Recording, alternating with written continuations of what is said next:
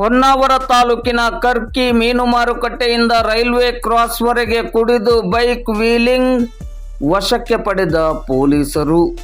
ಹೊನ್ನಾವರ ತಾಲೂಕಿನ ಕರ್ಕಿಯ ಮೀನು ಮಾರುಕಟ್ಟೆಯಿಂದ ರೈಲ್ವೆ ಕ್ರಾಸ್ವರೆಗೆ ಹೆದ್ದಾರಿಯ ಮೇಲೆ ಕುಡಿದು ಅಮಲಿನಲ್ಲಿ ಬೈಕ್ ವೀಲಿಂಗ್ ಮಾಡುತ್ತಾ ಅತಿ ವೇಗ ಹಾಗೂ ಅಜಾಗರೂಕತೆಯಿಂದ ದ್ವಿಚಕ್ರ ವಾಹನವನ್ನು ಚಲಾಯಿಸಿದ 2 ದ್ವಿಚಕ್ರ ವಾಹನಗಳನ್ನು ಹಾಗೂ ಅದರ ಸವಾರರನ್ನು ಹೊನ್ನಾವರದ ಪೊಲೀಸರು ವಶಕ್ಕೆ ಪಡೆದು ಸೂಕ್ತ ಕಾನೂನು ರೀತಿಯ ಕ್ರಮವನ್ನು ಕೈಗೊಂಡಿದ್ದಾರೆ.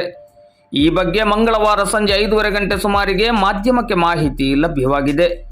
ಕುಡಿದು ದ್ವಿಚಕ್ರ ವಾಹನವನ್ನು ವೀಲಿಂಗ್ ಮಾಡುತ್ತಾ ಚಲಾಯಿಸಿಕೊಂಡು ಹೋಗುತ್ತಿರುವುದರ ಬಗ್ಗೆ ವಾಟ್ಸಪ್ನಲ್ಲಿ ಬಂದ ದೂರಿನ ಹಿನ್ನೆಲೆಯಲ್ಲಿ ಪಿಎಸ್ಐ ಮಂಜುನಾಥ್ ಅವರ ನೇತೃತ್ವದಲ್ಲಿ ಹೊನ್ನಾವರದ ಪೊಲೀಸರು ಕೂಡಲೇ ದ್ವಿಚಕ್ರ ವಾಹನಗಳನ್ನು ಪತ್ತೆ ಹಚ್ಚಿ 2 ವಾಹನ ಸವಾರರ ಮೇಲೆ ಕರ್ನಾಟಕ ಮೋಟಾರ್ ವಾಹನ ಕಾಯ್ದೆಯಡಿ ಸೂಕ್ತ ಕಾನೂನು ಕ್ರಮವನ್ನು ಕೈಗೊಂಡಿದ್ದಾರೆ.